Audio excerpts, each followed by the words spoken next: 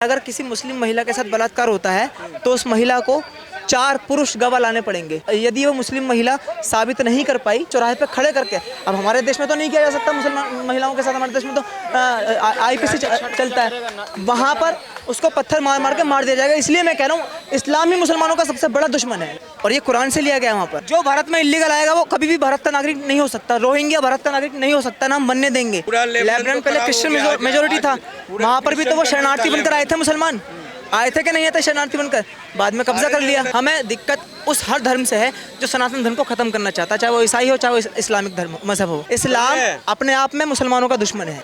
भारत में आज जितनी भी समस्याओं से हम जूझ रहे हैं और आने वाले कम से कम 60-70 सालों तक जूझेंगे, भारत को जो हर तरह का कैंसर दे के गया है वो नेहरू और गांधी दे के गए हैं। गांधी जी तो को भी आप बोल रहे हैं, नोट पे छपा हुआ है गांधी, वो भी कांग्रेस नहीं छापा है उनको। 60 के दशक से 70 के दशक से उनकी शुरुआत कोशिशें शुरू हो गई थी कि किस तरह से गांधी को नोट पे लाना है, और 90 के दशक में उन्होंने प्रॉपर छाप दिया। पहले नोट पे गांधी नहीं होता था, अशोक स्तंभ होते थे पहले नोट पे, आपको याद होगा। या जो वो होते थे, हल होते थे, वो होते थे नोटों पर, पहले जो किसान हल होते हैं वो होते थे। गांधी को बहुत बाद में छापा गया, ज़बरदस्ती छापा गया है। देखिए सारी की सारी बातें आप जो बोल रहे थे, आप पूरा घड़े मुर्दे उखाड़ रहे हैं, लेकिन मेरा मुद्दा ये था कि दिल्ली में जो आतिशबाजी हुई है इस बार बहुत जोरों शोरों से, क्यों हुई है आखिर? मुझे एक बात बताइए आप, जब क्रिसमस आता है पूरी दुनिया में आतिशबाजी होती है, मैंने किसी मीडिया वाले को इस पर बात होते हुए नहीं देखी। यहीं कनॉट प्लेस में ही हज़ारों रुपए के बम फोड़े जाते हैं, और दिवाली पे तो कुछ भी बम नहीं फूटते, जो क्रिसमस पे फूटते पूरा आईफिल टावर सजा देते हैं बम से ही वो। उस पर तो मैंने किसी मीडिया वाले को बात करते हुए नहीं सुना। मुसलमानों के शब बारात पे भी दिल्ली के अंदर ही और अलग अलग राज्यों में जहाँ जहाँ मुसलमान होते हैं वहाँ पे बम फूटते हैं, किसी मीडिया वालों को बात करते हुए नहीं सुना।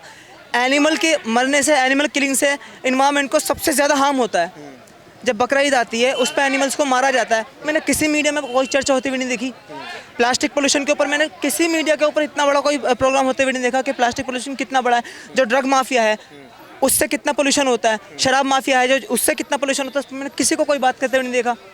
नहीं, मीडिया वाले तो उस मुद्दे को इसलिए उठाते हैं ना क्योंकि नेता ही हमारे देश के कुछ लोग चाहते हैं कि आतिशबाजी ना हो। पिछले 20 साल में अभी मुश्किल से 10-15 साल में ये मुद्दा बहुत ज़्यादा हॉट टॉपिक बन गया हर किसी डिस्कशन का। 15 साल पहले, 20 साल पहले क्यों नहीं था? मैंने बचपन में अपने कभी भी नहीं, अच्छा आज सिर्फ पटाखों का मुद्दा नहीं बना हुआ है, आपने शायद ध्यान दिया होगा मीडिया में जो न्यूज़ आती है, अब वो ये भी बोलते हैं कि जो मिठाइयाँ होती हैं वो नकली है, जो घी है वो नकली है। क्यों? आप इस चाल को नहीं समझ रहे हैं? ताकि जो भारत का हिंदू है उसका जो मिठाइयाँ होती हैं उस पे से भी विश्वास उठ जाए, और दिवाली पे, होली पर, राखी पर प्रमोट किसको किया जाए? चॉकलेट को किया जाए। नहीं होता, ऐड आते हैं पूरे राखी पे ऐड आते हैं चॉकलेट को प्रमोट करने के। कोई बहुत आश्चर्य की बात नहीं होगी कि आने वाले 20-30 सालों में ये कह दिया जाएगा कि मिठाई खाने से दिवाली के ऊपर आप बीमार हो जाएंगे या आपको शुगर हो जाएगा, और अगर चॉकलेट खाएंगे तो कुछ नहीं होगा। ये मैं वो बता रहा हूँ जो मैं खुद मीडिया में देखता हूँ, जो खुद मैं न्यूज़ में सुनता हूँ। तो यहाँ पे मुद्दा अगर पोल्यूशन का होता है ना, तो वो देखिए नॉइस पोल्यूशन भी होता है, साउंड पोल्यूशन भी होता है, प्लास्टिक पोल्यूशन भी होता है, सब तरह के पोल्यूशन होते हैं ना। एनिमल की किलिंग से जो पोल्यूशन होता है कि आतिशबाजी जब दिवाली आती है उसको लेकर ही पोल्यूशन क्यों बढ़ता है, इस पोल्यूशन पे ही क्यों बात होती है ना? आप मुझे ये बता दीजिए, आप भी यहाँ तक बचपन से बड़े होकर आए हैं, दिवाली के अलावा और किसी भी त्यौहार पे आपने पोल्यूशन की न्यूज़ भी सुनी हो कोई? आप बताइए मुझे, मैं आपसे ही पूछ रहा हूँ। मैंने तो बचपन से देखा, मुझे तो सिर्फ पूरी दुनिया का पोल्यूशन सिर्फ मीडिया में जब दिखता है ना, पूरी दुनिया में सबसे ज़्यादा पोल्यूशन भारत में हो रहा है पूरी दुनिया के मीडिया के अनुसार, और वो पोल्यूशन उनको नज़र कब आता है? सिर्फ दिवाली पर या होली पर। सबसे बड़ी जो बात है, बड़ी समस्या समझे, दुनिया में जो ये पॉल्यूशन का रैकेट जो चला रहे हैं, समझे, पूरी दुनिया की मैं बात कर रहा हूँ, समझे, ये जो क्रिश्चियन और इस्लामिक लॉबी के द्वारा जो पूरा गैंग चल रहा है, भारत को टारगेट किया जा रहा है। पहले गुरुकुल पर टारगेट किया गया, उनकी संस्कृति और एजुकेशन को, विद्या सिस्टम को ख़त्म किया गया। अब उनके सांस्कृतिक धरोहरों को, मंदिरों को तोड़ा गया। अब उनकी जो आस्था विश्वास का त्यौहार चल रहा है पूरे भारत में, उसको एक से एक टारगेट करके कि तुम लोग बेकार लोग हो, तुम लोग जो भी काम कर रहे हो सब गलत काम कर रहे हो। उन जो ये इस तरह की इजाद कर रहे हैं, फार्मूले जो नैरेटिव चला रहे हैं, उनसे एक बात पूछिए, साल में सिर्फ एक दिन दीपावली होता है, ठीक है। और 25 दिसंबर से लेकर 1 जनवरी तक 5-6 दिन लगातार जो है अंग्रेज़ों के द्वारा 100 के ज़्यादा क्रिश्चियंस जो है पूरे पटाखे छोड़ते हैं पूरे दुनिया में। तो क्या उनको ये नज़र नहीं आता कि भैया हम तो पूरी दुनिया में, यहाँ तो सिर्फ एक देश में या थोड़े नेपाल में कभी कभी होता है, और ये पूरी दुनिया में जो ये व्यवस्था जो कायम है उस पर क्यों नहीं उंगली उठाई जाती, समझे। और आज तक जो कभी होली आती है तो कहते हैं कि भैया तुम पानी नहीं बहाओ, और तुम जो खून काट कर बकरीद में ईद में पूरे शहर को लाल कर देते हो, नदी नाले में खून ही खून नज़र आता है। दूध चढ़ाया जाता है महादेव पर तो उस पर सवाल उठता है ये खान गैंग जो है, हाँ। अच्छा मुझे एक बात बताइए, जो दूध बर्बाद हो रहा है तो तेरे खून बर्बाद, इंसान का खून और बकरों का खून और गाय का खून जो बर्बाद करते हो उस पर नहीं समझ में आता है तेरे को। सारे के सारे ठिकरा फोड़ने पर इन कुत्तों को टारगेट किया जा रहा है। ये सिंधु को टारगेट पूरा का पूरा इनको पूरी दुनिया के अंदर सनातन धर्म के खिलाफ इसको पूरी दुनिया खत्म के करो। अंदर नफरत फैली हुई पूरी दुनिया में। हर कोई यही चाहता है कि किसी भी तरह से राम मंदिर नहीं बना है, ये इस्लामिक आतंकवाद की हार हुई है, ये ईसाई आतंकवाद की हार हुई है, ये कम्युनिस्ट आतंकवाद की हार हुई है। हाँ, ये राम मंदिर नहीं बना है सिर्फ, ये हार हुई है इस्लामिक आतंक का। जो बाबरी मस्जिद क्या थी, वो इस्लामिक आतंकवाद का एक प्रतीक थी, एक सिंबल थी, वो एक सिंबल थी। वो उस आतंक को हमने मिटा दिया, उनके सीने पर सांप लौट रहे हैं, हमें गर्व है। और जितने भी इस तरह के मंदिर तोड़कर उन पर मस्जिदें खड़ी की गई हैं, हम सब वापस लेंगे। किसी के बाप में दम हो तो रोक के दिखाए। जितने मंदिरों के पास हमारे पास फैक्ट हैं वो सारे के सारे हम वापस लेंगे। या तो प्यार से दो, या हम कॉन्स्टिट्यूशनली लेंगे, या अपने तरीके से लेंगे। हम लेंगे ज़रूर, क्योंकि तुमने जो आतंक फैला रखा है ना पूरी दुनिया में, उसका जवाब हम तुम्हें देंगे। अच्छा मुझे एक बात बताइए, अभी नया साल भी आने वाला है, खूब आतिशबाजी होगी, आपको लगता है ये नेता जो अभी दिवाली पर ज्ञान दे रहे हैं, ये नेता नए साल पर भी ज्ञान देने आएंगे? बिल्कुल नहीं देंगे। बिकॉज जो नए साल जो है लेड बाय जो इसे क्रिश्चियन मूवमेंट के द्वारा चलाया जाता है। ग्रिगोरियन कैलेंडर जो है क्रिश्चियनों का बनाया हुआ है। हमारे जो सनातनी धर्म का जो है संबत जो चलता है उसके अनुसार तो देश की कानून व्यवस्था नहीं चल रही है, देश की सांस्कृतिक व्यवस्था जो है डे टू डे अफेयर्स नहीं चल रहा है। ये सारा जो ग्रिगोरियन कैलेंडर के अनुसार अंग्रेज़ों के बनाए कर, हाँ, तो इनको जो भी चीज़ अंग्रेज़ों के द्वारा बनाया गया है, इस्लामिक लोगों के द्वारा सेटअप किया, वहाँ इन लोगों को कोई खामियां नज़र नहीं आती है। सिर्फ हिंदू सनातन लोगों के द्वारा ही यहाँ पे इनको ही नजर आती है। जो जयपुर के महाराज थे राजा जय सिंह, उनकी रियासत होती थी, उनकी प्रजा रहती थी यहाँ पर, लाखों लोग रहते थे, गाँव वाले यहाँ पर। हनुमान, ये प्राचीन हनुमान मंदिर तब का ही बना हुआ है। उन लोगों ने यहाँ पर नरसंहार किया ईसाइयों ने, तब जाके ये बनाया। और उस टाइम का जो राजा था कनौट, उसके नाम से इसका कनौट प्लेस नाम रख दिया। तो आप ये कहते हो कि गले मर्द उखाड़ रहे हैं, भाईचारे की बात होती है ना, तो ये सच बोलकर भाईचारा निभाए ना मुसलमान भी और ईसाई भी। जो उन्होंने, जब हम कमज़ोर पड़े, हमारे शक्तिशाली कहते हैं कि भाईचारा वो तो निभा रहे हैं, लेकिन जो जैसे नेता है, मैं बीजेपी का जिक्र करूंगा कि ये नेता जनता के कानों में जहर घोलने का काम कर रहे हैं। कौन से नेता? ये बीजेपी के। अच्छा देखिए, ओवैसी का भाई अकबरुद्दीन ओवैसी कहता है 15 मिनट के लिए पुलिस हटा तो काट डालेंगे 100 करोड़ को। कौन 100 करोड़? हिंदू 100 करोड़, ठीक है। उसी का भाई हिंदू देवी देवताओं का मजाक बनाता है। इसके लिए तो कभी बीजेपी ने भी कुछ नहीं बोला। बताइए मुझे, अभी तिरुपति का इतना गंभीर मुद्दा उठा था, उसमें चंद्रचूड़ क्या बोल रहा है कि राजनीति, धर्म को राजनीति में मतलब, अबे जाहिल, हमारे तो धर्म के बिना पत्ता भी नहीं ले सकता। मैं चंद्रचूड़ के लिए बोल रहा हूँ, अब तो रिटायर हो गया, खैर वो, मैं उसके लिए बोल रहा हूँ ये बात।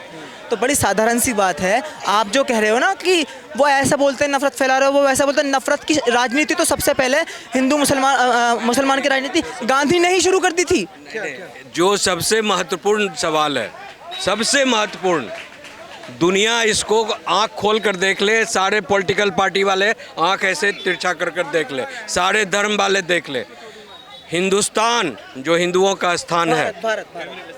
अब मुझे बोलने दीजिए, मैं अपने ढंग से बोलता हूँ, समझे। मैं हिंदुस्तान का मतलब हुआ जो हिंदुओं का स्थान है, मूल स्थान हिंदुओं का है, जहाँ पर सारे दुनिया में, हिंदुस्तान में, जिसको भारत भी कहते हैं, इंडिया भी कहते हैं, ठीक है, पूरी दुनिया का जितने भी देश हैं सबका आकलन कर लीजिए, इतने धर्म के लोग जितने भारत में, हिंदुस्तान में पाए जाते हैं, कहीं भी किसी देश में नहीं पाया जाता।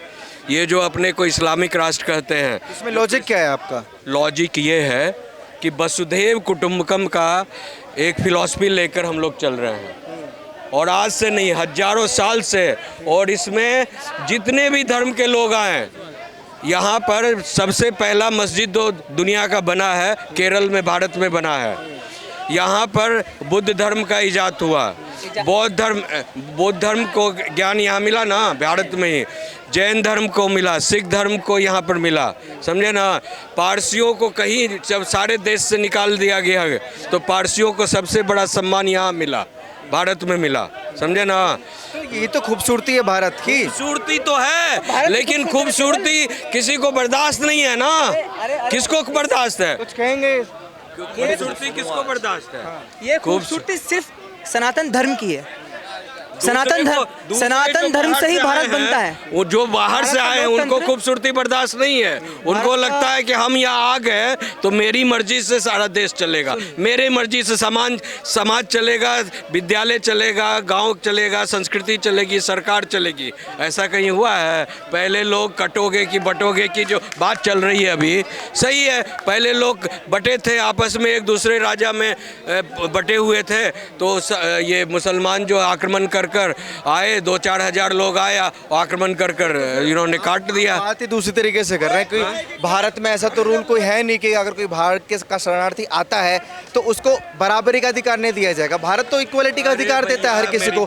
नागरिकता मिलने के बाद में उतना ही अधिकार उसका है जो बाहर से आया है, और उतना ही अधिकार उसका है जो भारत में जन्मा है। शरणार्थी होता है ना, अंदर भारतीय ही 8 जो हिंदू है ना, वो 8 क्लास सिटीजन है भारत का। जो हिंदू एक वक्त में वो शरणार्थी था, लेकिन अभी वो भारत का नागरिक है ना। जो भारत में इलीगल आएगा वो कभी भी भारत का नागरिक नहीं हो सकता। रोहिंग्या भारत का नागरिक नहीं हो सकता, ना हम बनने देंगे। ये भारत में सिर्फ इसलिए आ रहे हैं अपनी आबादी बढ़ाएं और भारत में इस्लामी शासन की स्थापना करें। नीदरलैंड का प्रधानमंत्री का स्टेटमेंट सुना?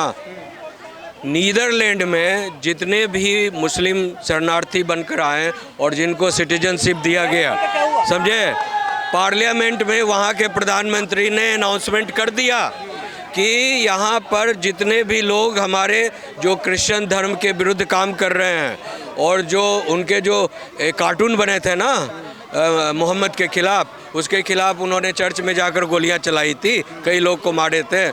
अभी पूरे जितने भी टोले मोहल्ले और जितने भी देश, डिस्ट्रिक्ट, स्कूल्स, कॉलेज, सब जगह मोहम्मद का कार्टून को उन्होंने छाप दिया।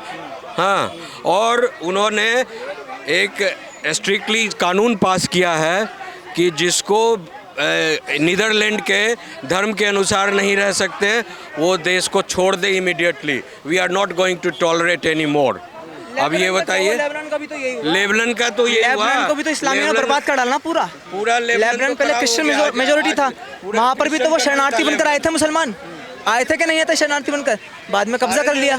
आपको दिक्कत मोटा मोटी मुस्लिमों से है? हमें दिक्कत उस हर धर्म से है जो सनातन धर्म को खत्म करना चाहता है, चाहे वो ईसाई हो, चाहे वो इस्लामिक धर्म मजहब हो। धर्म तो है ही नहीं, वो मजहब है। और आप कितनी भी कोशिश करो मेरे भाई कि हमें ऐसा दिखाने की कि हम हिंदुओं से नफरत करते हैं, हम मुसलमानों से नफरत, हम मुसलमानों से नफरत नहीं करते। क्यों नफरत करेंगे? हमारे डीएनए में नफरत नहीं है भैया, हम लोग प्रेम के पुजारी हैं। इस्लाम अपने आप में मुसलमानों का दुश्मन है। इस्लाम सही बोला इसने, सही बोला, बता सही बोला। अब मुझे भी बोलने दो। नहीं सुनो, इसने बहुत अच्छा इसलिए बोला कि इस्लाम जो है 1400 साल में 57 देश बना लिया। अगर ये आपस में दोस्ती रखते और दुनिया के विकास में एड करते तो ये लोग आपस में ही लड़ रहे हैं यार। ये लोग आपस में ही लड़ कर एक दूसरे को मार रहे हैं। मेरा तथ्य ये है, आप भारत में जो मुस्लिम पर्सनल लॉ उसको पढ़ लेना, उसकी बलात्कार की जो डेफिनेशन है वो पढ़ लेना। सुन रहे हैं ना